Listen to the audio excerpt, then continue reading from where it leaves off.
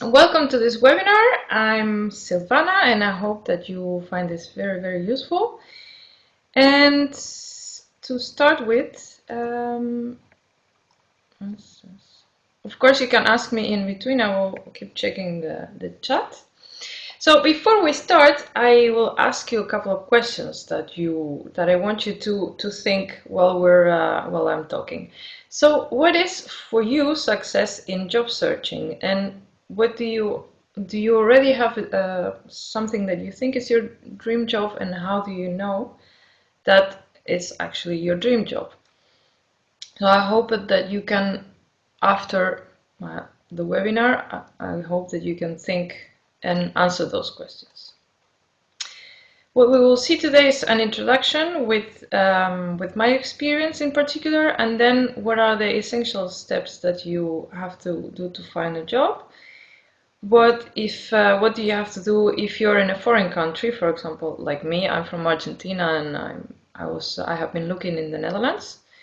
Then an example of how to write an application letter and a CV, and how to keep updated your social media. What do the employers want to hear from you? Maybe some things that they prefer that you say, or some others not. How to successfully handle a job interview if you have it, and how to expand your network. After that, I will give you a very brief summary of the things that I really want you to have at the end and to keep. And during the webinar, I will be giving you a couple of links that I will summarize also at the end. So you don't need to hurry if you want them. You don't need to hurry up while it's in the slide, but in the last one you will have it as well. And then we will have some questions and answers. Okay. So, I'm going to tell you how was my process. I'm from Argentina. I did a bachelor degree in pharmacology, and then I did 1 year of PhD in Buenos Aires. Then I came to the Netherlands to finish my PhD. I did 3 years here at the University of Groningen, and I graduated as a PhD in medical sciences. At the same time, I was vice president 1 year, and another year I was president of a Latin American association that was called ALAS. So that was a volunteer work outside my actual work. After that, I thought, well, I have a PhD, so it will be totally easy to find a job. So I went back to Argentina and for a couple of months to stay with my family.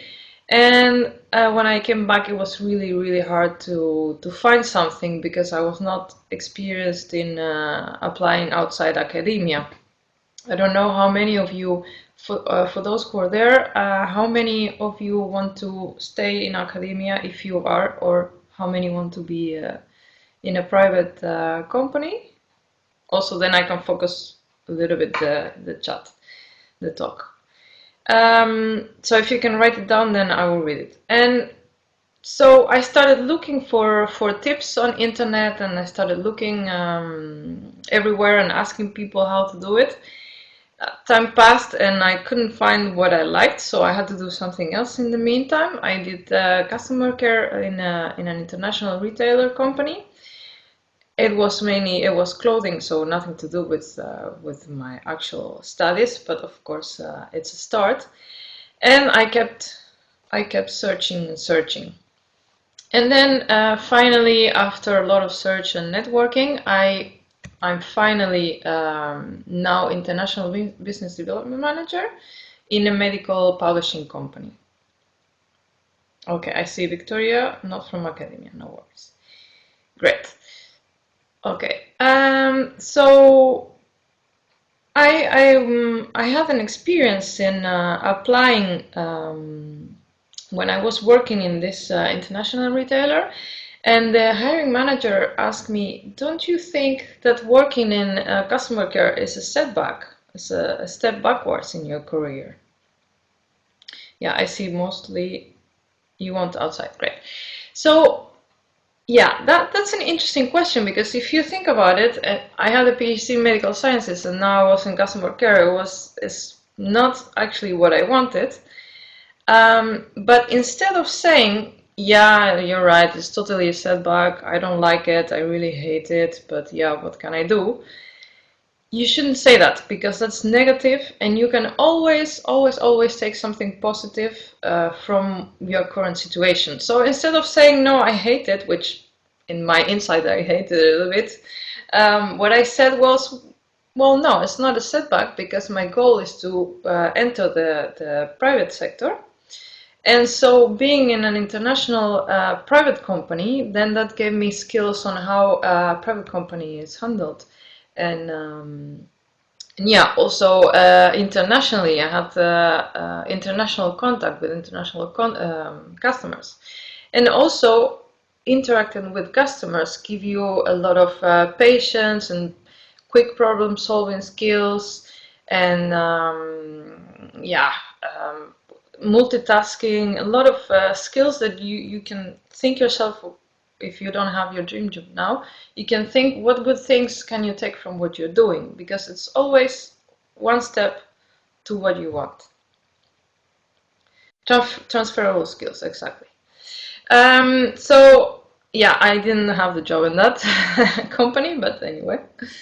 Okay, so that's very briefly my story. So what I will say here was all the things that I learned in the process.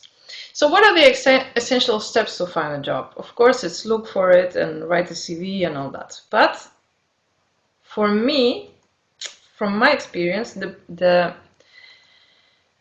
most important step is do research. Research, I mean, look for what you want and the company and etc. For example, you have to be sure that you know what you want, that you know what you like. So you have to ask yourself, what do I like? What am I good at? What are your best skills, your best abilities? What do you enjoy doing? What is something that you wake up every morning and you're really willing to go to work and you say, oh, I'm really looking forward to go to work. I know it's very hard, it's very, very hard, but you have to try. And then, so this research on you is try to find what you're good at and what you enjoy doing, and then focus the search on that direction. Then the company, for example, who is the company that I want to work with? For example, do I want a big company or a small company? Is it stable or is it growing? Personally, I would prefer maybe a growing company, because then you can go further and improve your roles much quicker. What are the missions and the values of the company? And yeah, that speaks a lot of who they are and who you are. Do the values fit with what you think? And what kind of candidates do they need?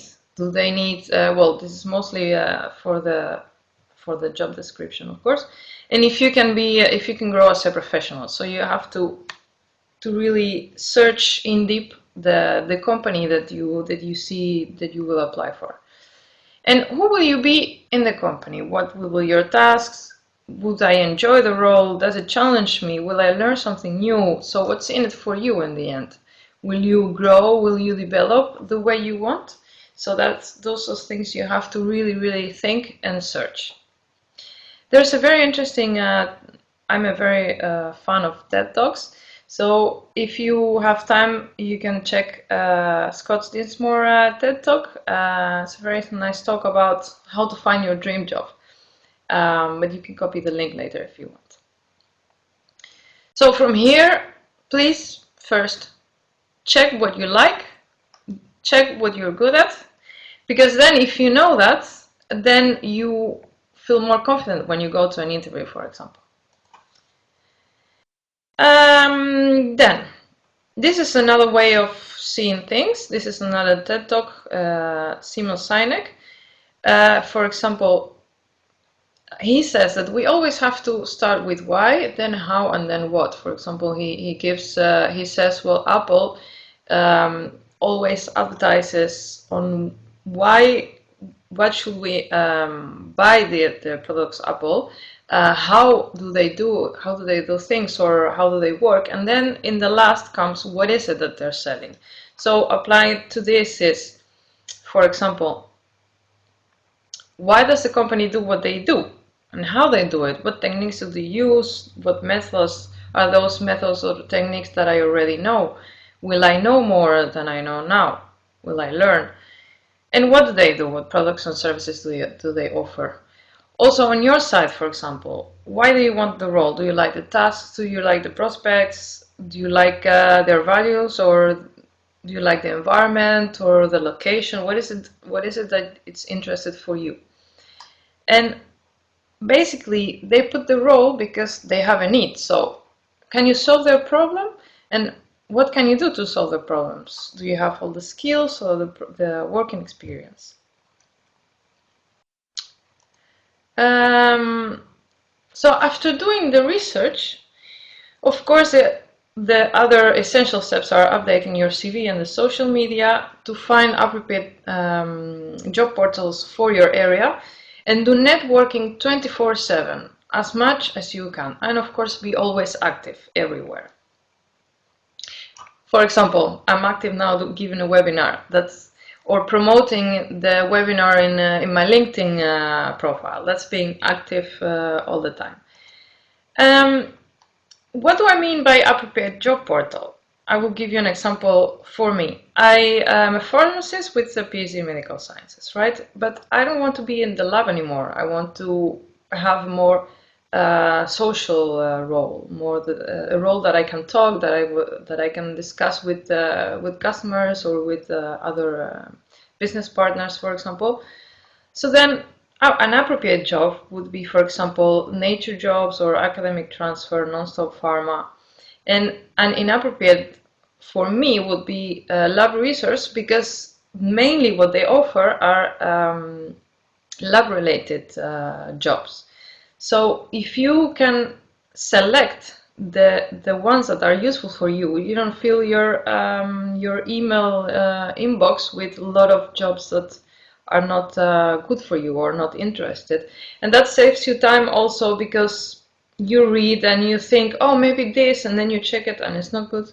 So really try to focus and check what kind of jobs each job portal offers. Then you have general ones like Indeed or CareerJet, MonsterWords, and the golden job portal for me at least, LinkedIn. Okay, I will talk about LinkedIn later. So, how many of you are working or looking for a job in a different country? While I check the chat, I will put the slides. So there are some very obvious examples, but for example, I come from an Italian family, so I'm used to have my hands everywhere when I talk, and many times this is not in Europe, for example, this is not so good, because it shows, or they think that you are nervous. So if you are like this in a job interview, they think you're nervous, but it's actually the way we are. Oh, there's one in the Netherlands, great. So another example, in the Asian countries, Australia, great. In the Asian countries, you bow, and here in the Netherlands or in other places, you shake hands. So you really have to, or for example, the photo. Here in the Netherlands, it's nicer to have the photo. Yeah, I see Gabi says, I'm looking in Sweden, there's quite a lot of differences between here and my home country. Yes, so that's a very important topic, yeah.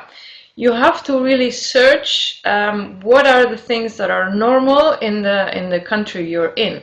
Here, for example, it's normal that you put a picture on the CV, or that you shake hands all the time.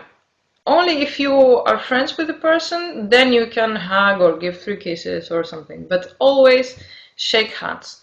And yeah, maybe in other countries you bow, or you do something else, or you don't do anything. But one important thing is to search what you have to do in other countries. And if of course, if for example, if you shake hands, try to press really, because it doesn't seem nice when there's a shake hand like soft. You don't have to kill the other person's hand, but it has to be a firm handshake. And if you're sweating, please try to take it off. Yeah, so you have to search maybe in the country's job portals. Sometimes they have some tips specifically for each country. Then if you're in a different country, is it temporary or is permanent that you're staying there? In my case, it's permanent, so it's better if I learn the language. Dutch is very difficult, but I'm doing my best. And if you're really staying permanent, it's nice for them that if you start at least saying a few basic words, they will think that you're really making the effort, and it will make them feel better than if you go straight with English. So, for example, in an interview, you can start with "Hello, how are you? My name is Silvana" in the country's language. Then they can see that you're really making the effort. It doesn't matter if the interview ends up in English, of course. And then, yeah, what kind of company is it? Does it have an international market? In that case, you can add extra language value. For example, where I was in the retail company, I was using Spanish, Italian, and English. Sometimes a bit of Dutch also. So you will always have something of value to give to an international company, or to a national company, of course. Let me check this. Next slide. Yeah. So depending on how long you are in the other country, you may feel, yeah, out of place, let's say. But always remember, keep this in mind, that you always can add significant value to wherever you are. Because if you come, for example, a Chilean in Germany, Germans, I see Samuel. So Samuel is a Chilean in Germany. Germans are very strict, very, I don't want to say cold, but very serious people. Hi, Samuel. So then comes a Latin. I'm from Argentina, so we're neighbors. There comes a Latin that is so talkative, blah, blah, blah, blah, and so relaxed. And yeah, there is a bit of shock. But you can always give them, for example, the relaxation part, or this is something good. If you are living in a different country, that gives you out of the box thinking and risk taking and certain skills that people from the local country don't have. Maybe the hiring manager never left Germany or Australia, so you can always give value to the country. You can bring maybe experience from another country, from Chile or from Australia. So you will see things from a different point of view, which can help solve the problem of the company you're applying for. Okay, so we go to the classical part. This is my CV. It's not as perfect as I would like it.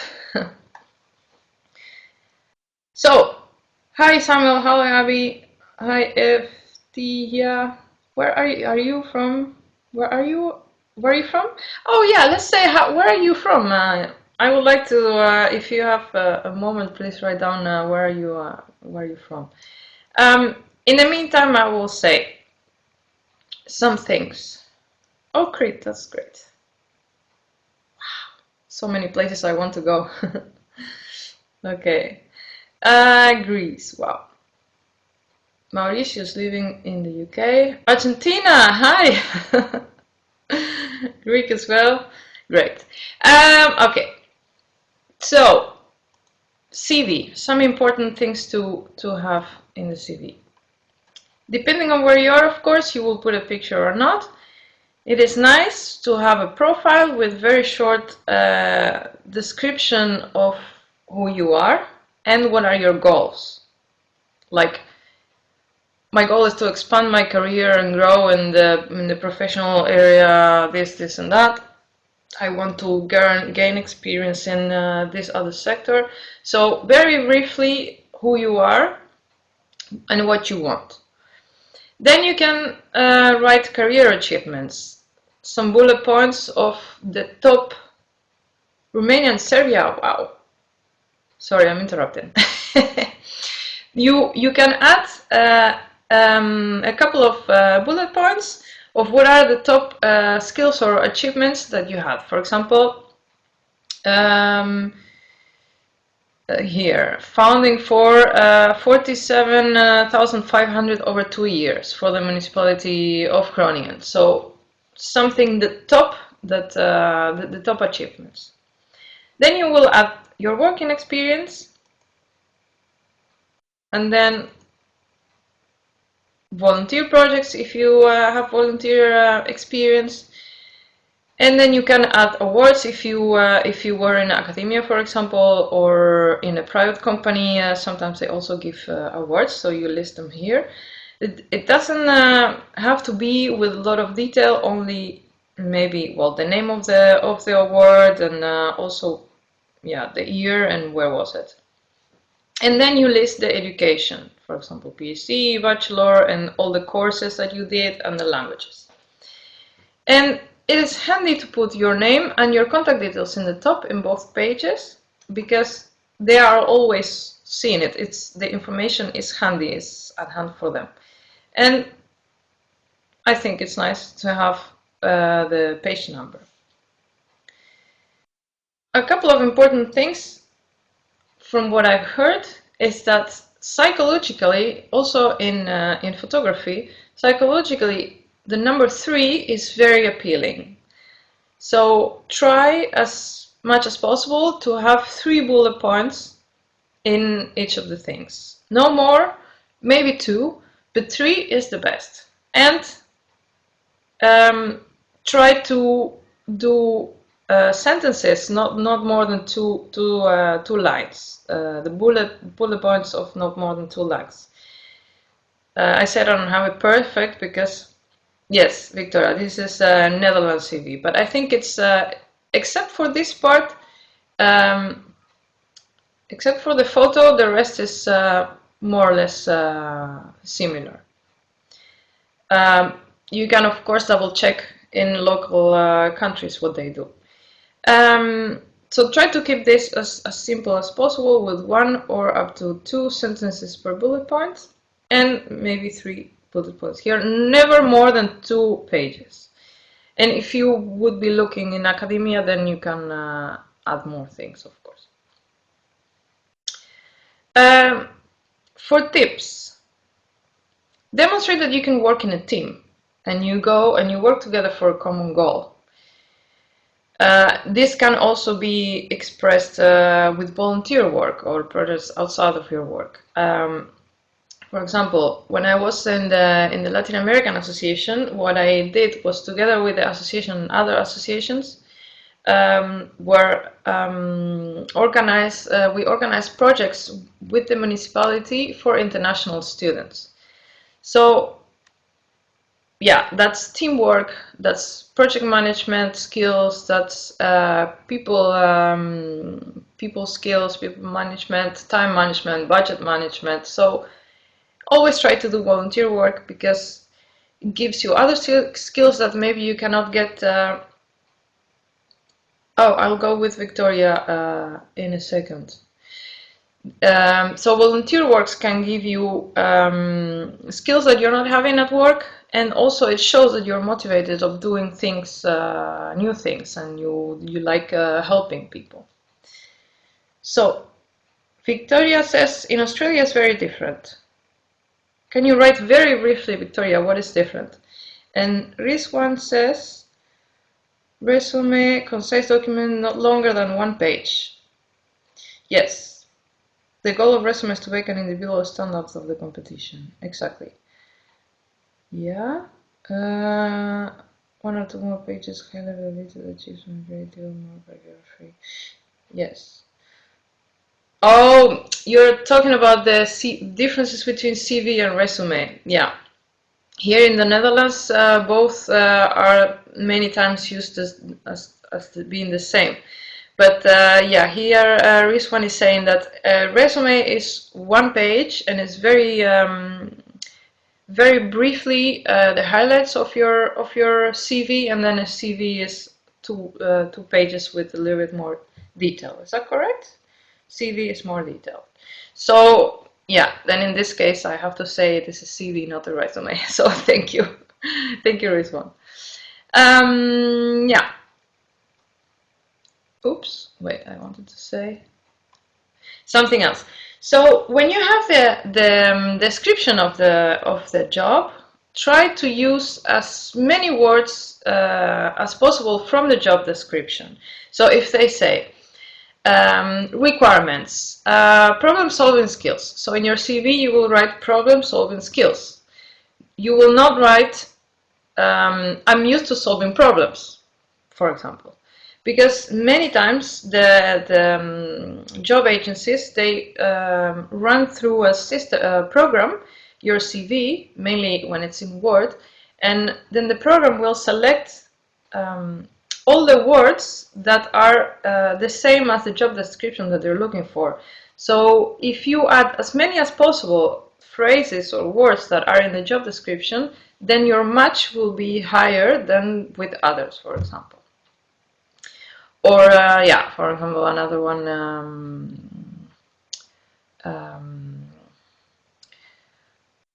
teamwork person, and then you will not write I like working in a team. You will write I'm experienced with teamwork. Always the exact same word. Australia, no photo. So Victoria says, no photo in Australia. Your achievements have to be demonstrated with examples, not a description. Yes, and they use skills more than experience, just to name a few. Yes, yes, that's correct. Here is a little bit like that. I will name something.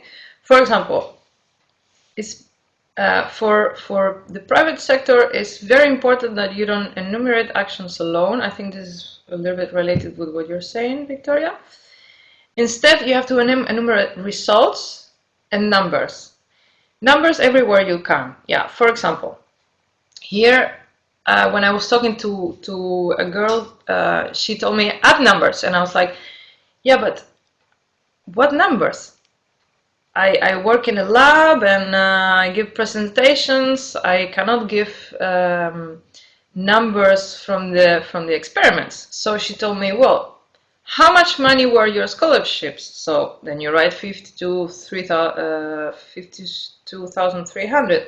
How many years? 4 years. How many international meetings did you go? How many awards did you get? How many publications? And then you have number here, number here, number here, number here, here. And then volunteer, 47,500 over 2 years. Then you have numbers in things that maybe you didn't think of. So always try to put numbers in the things you did. For industry, for the private sector, numbers are very important. Let's say, do you want me to say tips for academia? I think none of you are, but very briefly. Yes? Okay. So tips for academia, if you are going to apply for a PhD or a postdoc, great. If you're applying for a PhD or a postdoc, always keep the 2 pages CV, but you can add appendixes, for example, with the list of the name of each publication, the awards that you had, or affiliations. If you, for example, I'm a member of the European Society of Cardiology from this year till today. If you collaborated with other groups within the laboratory, all the courses that you did, only the name and maybe the year and the month or something. And then if you have space, it's always nice to add a summary of the thesis with graphs and some numbers. not very long, maybe 1 page extra. So academia leaves you a little bit more space to talk about what you did. Then, in a cover letter, many times it doesn't say who you have to contact for the job. So try by all means to find the name of the recruiter or the hiring manager. One option, if it doesn't say, is for example, check in Google the job description, and maybe in another job portal it has the name and in another's not. Or the best thing is that you call the company or the agency and you say, I'm interested in this role. Who should I address the letter to? Then you will start the introduction with your name and the position you're applying for, because maybe the letter comes to another way and they do not know for which job it is. Remember that they are very busy, and apart from, if it's not an agency, for example, if it's directly a company, they're doing 1,000 things apart from hiring someone new. So yeah, sometimes they forget, things get lost. So always write the job that you're applying for. Explain why you're interested in the role and in the company. So for that, you have to do a previous research on the company and the role, and how you can be the solution to their problem, how you can solve their need. One simple example is, I was excited to see this role in your company because I recently attended a course to expand my skill in this area. My goal is to develop in this and that. Another thing is, I read in your company is investing in this and that. My experience in this and that would certainly help you with that. So that says that you can put together things and you have been investigating what they do and what is it that they need. So if you read about the company, what they're doing, maybe in the newsrooms from the website, that will give you a lot of information that you can add in the letter.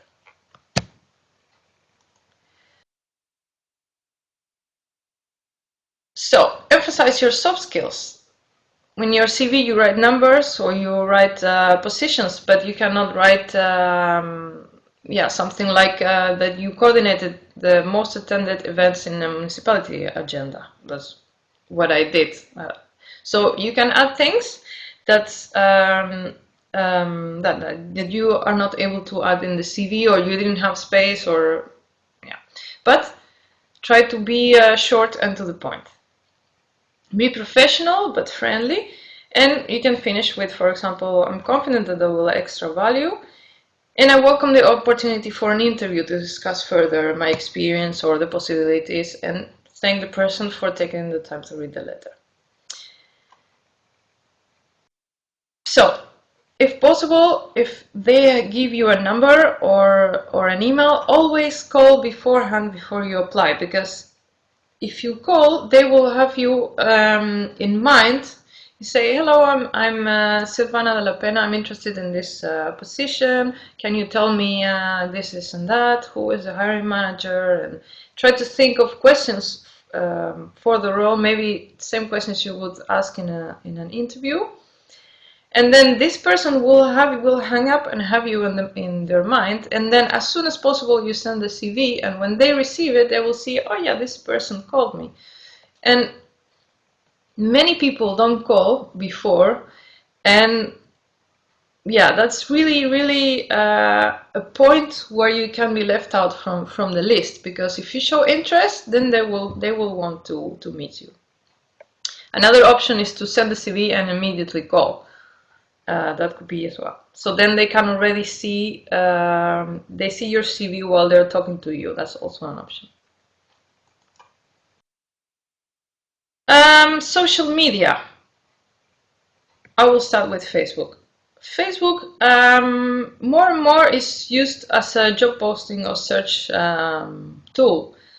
So I have some friends, for example, that have a personal Facebook account and a professional Facebook account. I don't, but it's optional. And many people, you can search actually with Facebook. So try to have it as nice as possible. And then LinkedIn is the tool for job searching, because you can do a lot of things with one website. For example, they have a job search tool. You have your CV available for everyone all the time. You will have the option to upload a Word or a PDF with the 2 pages CV. Because my LinkedIn is a little bit long, too long, I have to say, but I added all the publications that I had. So if you check my LinkedIn, you go down and it never ends. So that's not very nice. But instead I have, you put a profile and then you upload your CV with 2 pages, and then that's what they can read and they're happy because it's short. It's a way of contacting recruiters. You can always add them as contacts, or you can also add other professionals in the field. Or if, for example, I would like to work in Shell, in the oil company, and I want to be a project manager in Shell. Then I search Shell and I search all the people working at Shell. Of course, if you want to be a project manager, it's not very wise to contact another project manager, because I will feel that you want to steal their role. So maybe you can search for marketing manager or a project director, I don't know, someone a little bit higher. So you contact them and you can tell them, hi, my name is Silvana, I'm really interested in working in your company. I was wondering if you can tell me very briefly what the company does, what you do every day, if you like it, what is it that you like most, what is it that you don't like, things like that. So LinkedIn is a tool not only for searching, but also to make relationships with people. Because the best thing to find a job is actually by networking. So if you can get contact with people within an organization over a certain period of time, so you can't send them a message and tell them, please hire me, please tell me if you have a job available. That's not good, because you are asking for something. Instead, you have to, of course you're asking for them to tell you, but that's different. So you have to create a relationship, so to speak, so that they slowly get a little bit of trust with you and they know you a little bit, even though it's online. And then maybe if they see an opening, you don't even have to ask. They will say, hey, Silvana from LinkedIn, she's looking for this kind of job. Maybe she would be nice for this. So if you have a recommendation from within, that's 100% better than if you just apply from outside. Then for LinkedIn, this link is very, very useful, because it gives you tips on how to have the best LinkedIn profile. I used it actually, and it's incredible. I will put it in the last slide. It's very, very useful. Okay. So, social media. One of the first things you have to do is Google your name. If your name appears with this kind of pictures, make sure that they are not there anymore, because recruiters will for sure Google your name and see what you are up to. If they see this, they will not hire you. But instead, if they see this, or if you put a picture like this in LinkedIn, for example, it's great. Or if you put on Facebook profile picture like this or this is kind of cheesy, but at least it shows that you have a heart. And this, for example, is very nice because it shows teamwork and social skills, and it shows that you're healthy.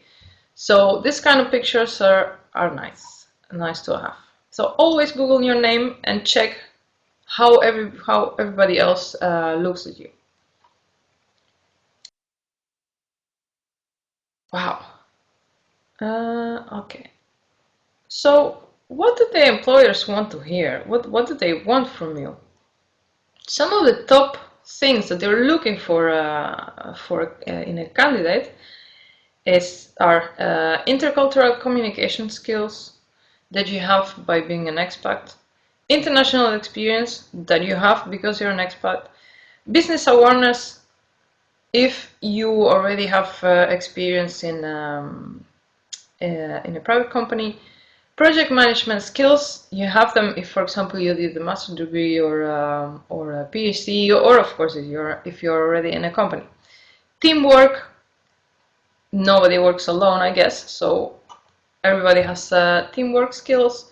Work experience, thinking outside of the box, like you being an expat. Extracurricular activities, so things outside of academia, like outside work, like sports or like volunteering, that kind of thing. And personal motivation and positivity, always demonstrating with facts and numbers. It's very important that you try to describe in the letter and in your CV using positive words. For example, what can be an example? I don't like I don't know an example. I had an example before and now I so instead of I will say general. I don't like doing this. Instead of say I don't like doing this, then you can say I like the other thing. So you have to turn things around and use positive. Try not to use not as words, and also try not to use me, I did this, I did that, me. Try to do it more general, and with the team we did this and that, or within the team I had the opportunity to do that. So try not to start with a lot of I or me. There's a very interesting website called The Cheeky Scientist. Maybe you heard about it. And it gives little tips on how to move from academia to industry. So they say, you know how to analyze and interpret data. These are all things that private companies want. You don't know the answer, but you know how to find them. So it's problem solving. Failure does not disturb you. You can handle negativity. If you are in academia, or if you have been, how many times you failed in an experiment, for example, or how many times you encountered difficult or negative colleagues or supervisors. So you could handle that and achieve your PhD. You can work, especially Argentina. Yes, Victoria, exactly. But here in the Netherlands can be as well, I have to tell you. Then you can work independently and as part of a team, and you are an expert in managing time, for sure.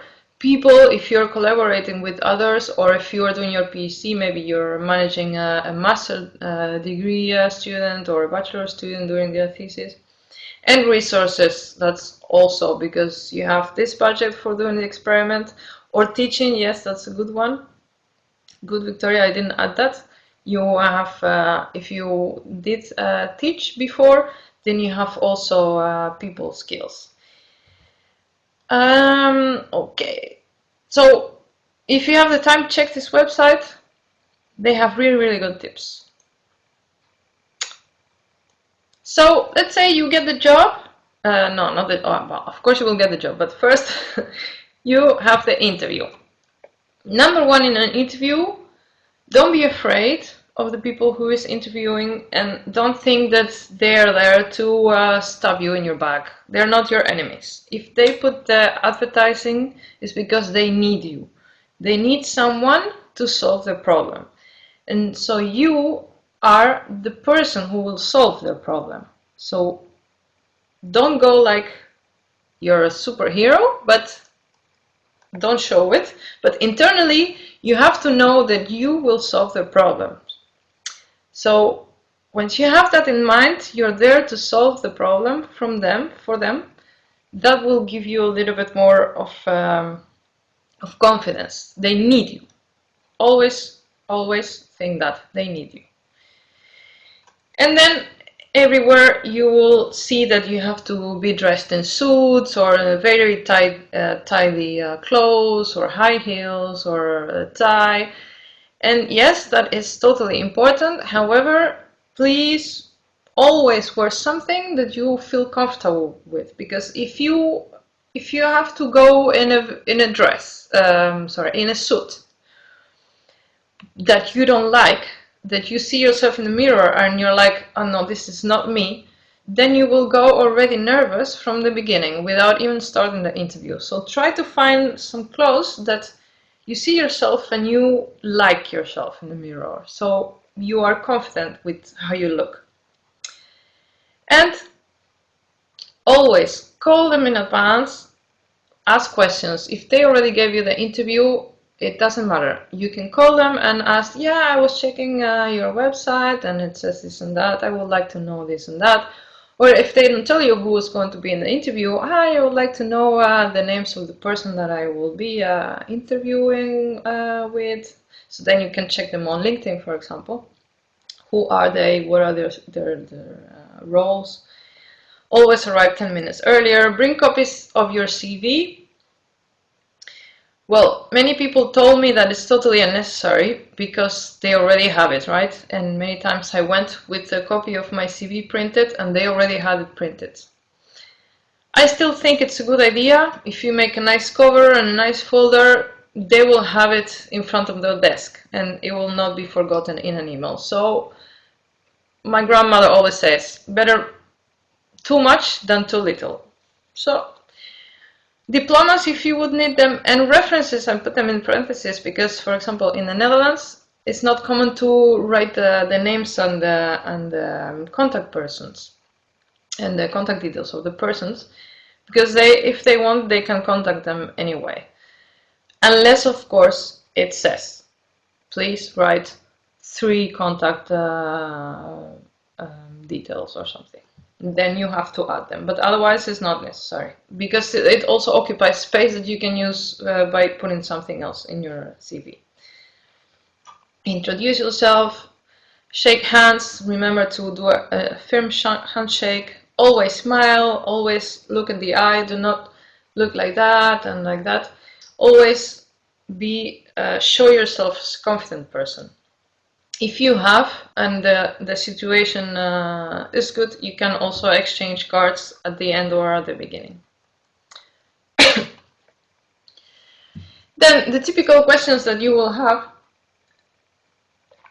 is, of course, tell me about yourself, why do you want the job, what are your weaknesses and strengths.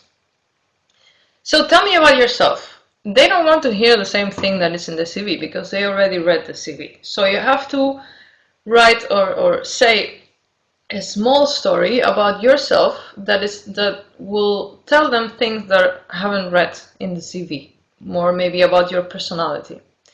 And try to end the description with why you are a good fit and why you applied for the job. Yeah, I had experience this and that, and yeah, I would like to improve my skills in this and that, and I saw your advertising and I saw that it really fit with my profile, and yeah, something like that.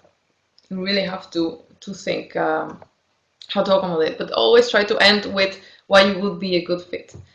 And what are your weaknesses and strengths? If they say, what are your strengths or weaknesses, the other way around, try to say first your weaknesses and then your strengths, because the last thing that you say is what they will stay in their mind. So always start with weaknesses and then with strengths. It's very hard to find a weakness, very hard, but try to find at least one weakness and try to make it not very much related to the role, because then they will not hire you. If you're applying, for example,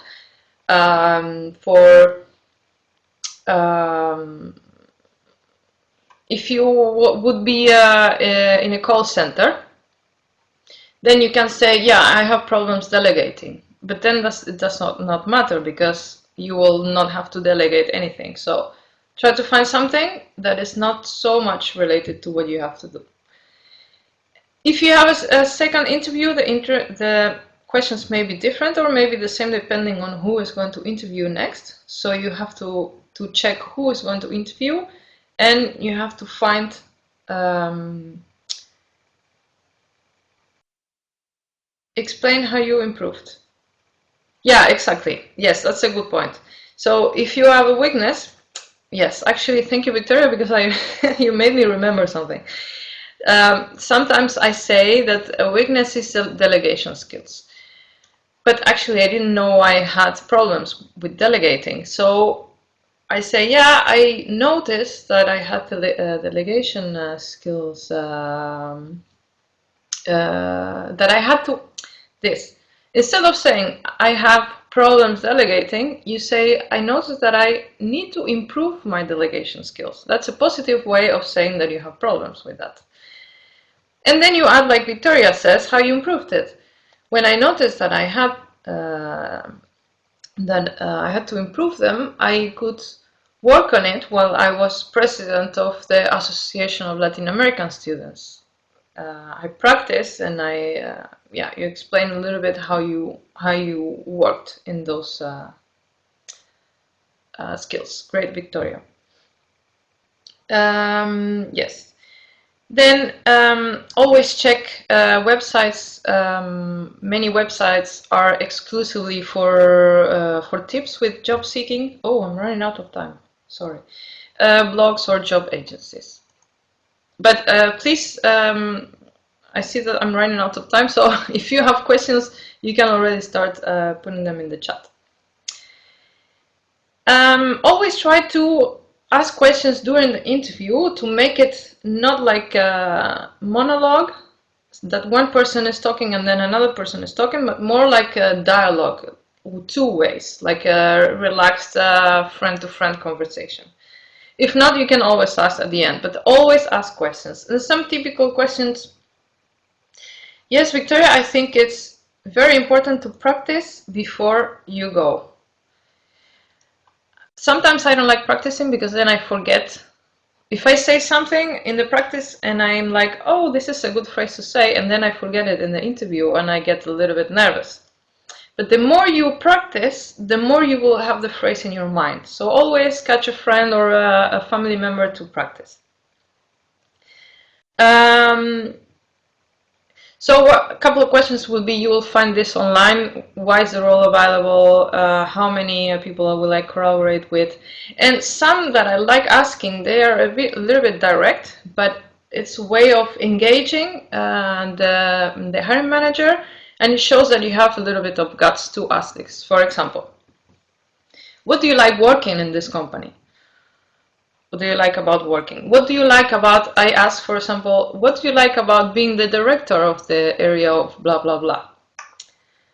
And the person was like, oh, that's a good question. So he's like, oh, I didn't think of that. So that is great. And what are the benefits? So what's in it for me? In other words, of course, what are the benefits of working in your company? So it shows that you're interested, that you will not go there for nothing, that you're not begging, and that you think of yourself as that you give value to yourself. So this TED Talk of Amy Cuddy is very, very important. I will get to your question, Samuel, in a second. So before you go to an interview, you can practice poses. If you're waiting and you're sitting like this or standing like this, it will give you insecurity. So before you go 10 minutes earlier and go to the toilet, and then you do this kind of posing. Oh my god.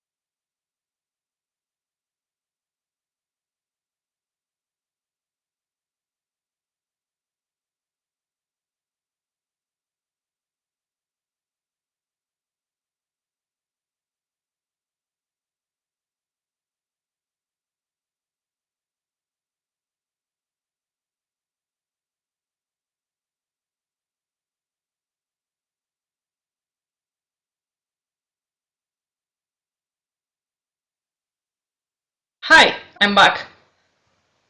Sorry. Can you hear me? Great. Sorry, my computer collapsed. Okay, so I was with the power poses. Yes, some of you know the power poses. I see Gabi. Oh, no. Wait. Here. So always go to the toilet, do like this, do like that, move. So if you get a power pose for a couple of seconds and you do like I will get the job, then because you will actually start laughing with yourself, and then it will give you, I assure you, it will give you a lot of confidence. If you do this, it will give you confidence. Of course, in the toilet, you cannot sit like this in the interview. But if you do that in the toilet before going, I assure you, it will give you much more confidence. I will go to Samuel's. Oh my god, I'm running out of time. Photo. Oh, I think I lost Samuel's comment. Okay, if you can write it again, please. I'm sorry. Okay, after the interview, always send an email. If even if they send you a no before you can even email them, because you always have to keep the opportunities open. Thank you for giving the interview. It was nice to meet you. Blah blah blah. And always ask for feedback if they say no, because you want to learn from it. And always try, even if you think I don't know if I will get this, maybe I don't fit with all the descriptions, but you like the job, do it anyway, because you don't know the experience that the other candidates will have. Maybe you are the best that they have, so always try. And of course, it's practice, practice, practice. The more you go to interviews, the more you practice. Tips to expand your network. I'm at this moment a Holland alumni ambassador. So search in your country if there are organizations like this. Holland, in this case, is Holland alumni, where they gather all current and ex alumni from all the universities in the Netherlands, and they do a lot of workshops and talks or travels. And this it will give you tips. You will do a lot of networking. You will meet people. They will tell you their experience. Maybe you find someone who's working in the company you like and they can give you a hand. So always try to search for organizations that this kind. Maybe you can go to an office in the university if they have this kind of organization.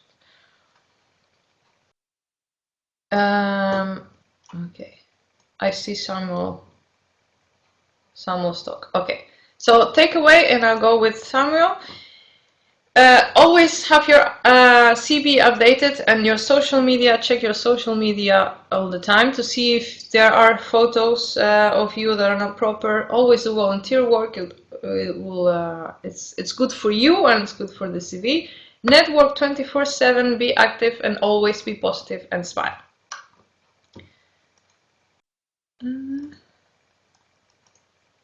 Okay, so these are the links if you want to copy them. And I will go to Samuel. Samuel says, do you think it would be too difficult for me to find one there? How much time would you try until decided going back to my home? Yes. Samuel it says that I have working experience. My studies mainly. Just finished my master's. I don't know if looking for a job. Yeah. You were in Germany. You said.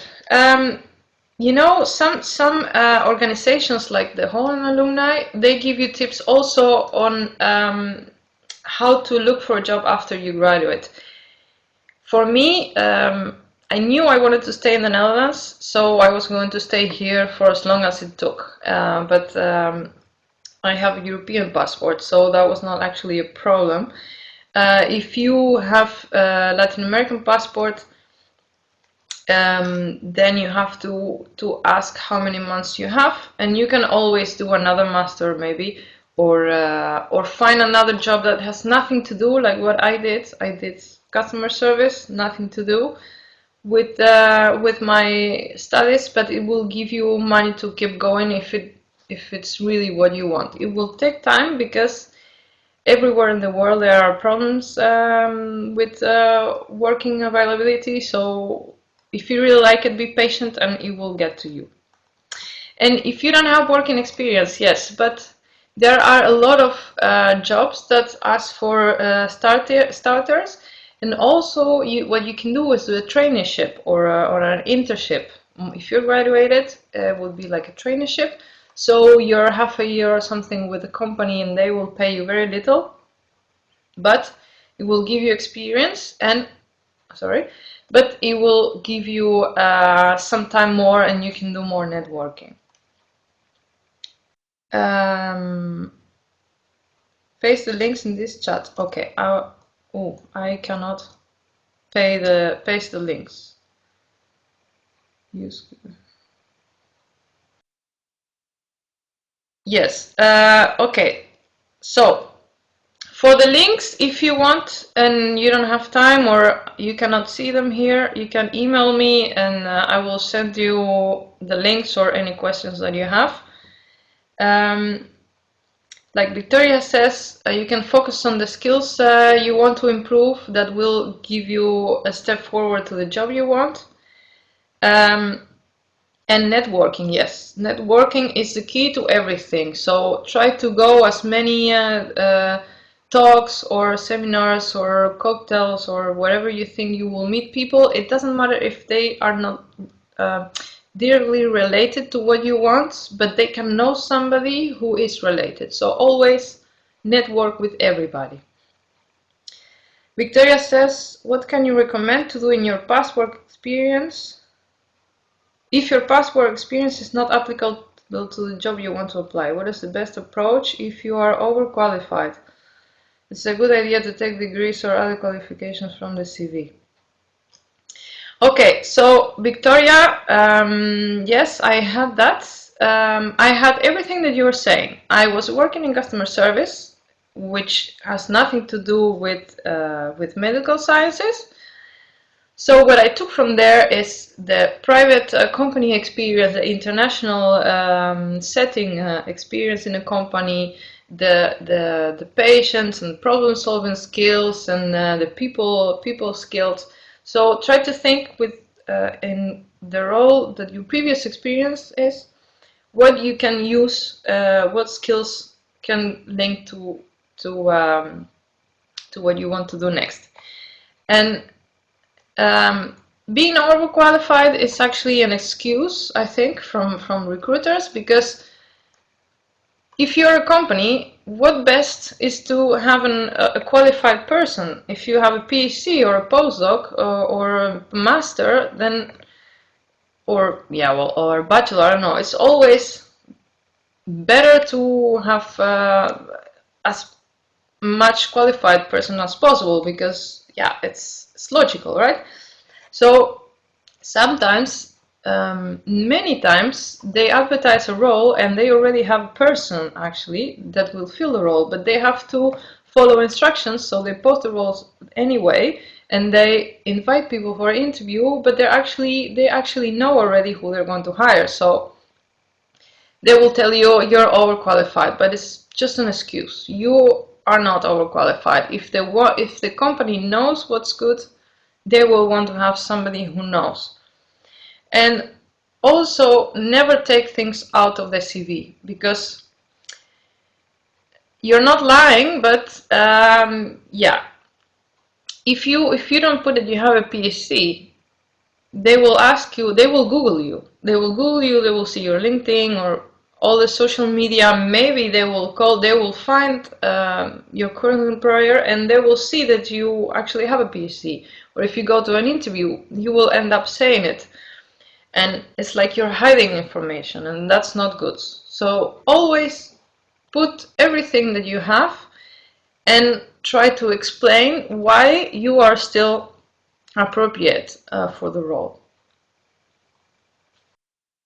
Yes, and the Q&A section is this. I'm doing it on the go because I ran out of time.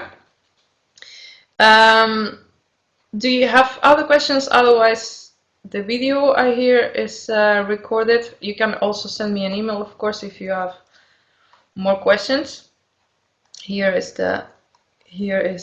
my email if you have questions or want the links or something.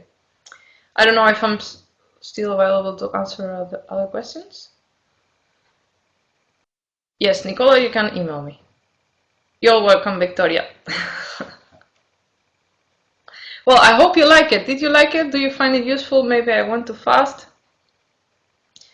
But that's like a general idea of... You're welcome. It was my pleasure. So always think yourself as the solution to their problem. Feel confident. Don't be afraid. Always go forward. And great. It's great to hear. Great to hear someone and everybody. So these TED Talks are very interesting. They're also very motivating, and you are the solution to their problem. So be confident. They want you, so show them why they should hire you. You show them that you are the best in it. Okay, so it was great having you all, and if you add me on LinkedIn, I would really like to see all the success that you had. Okay, bye.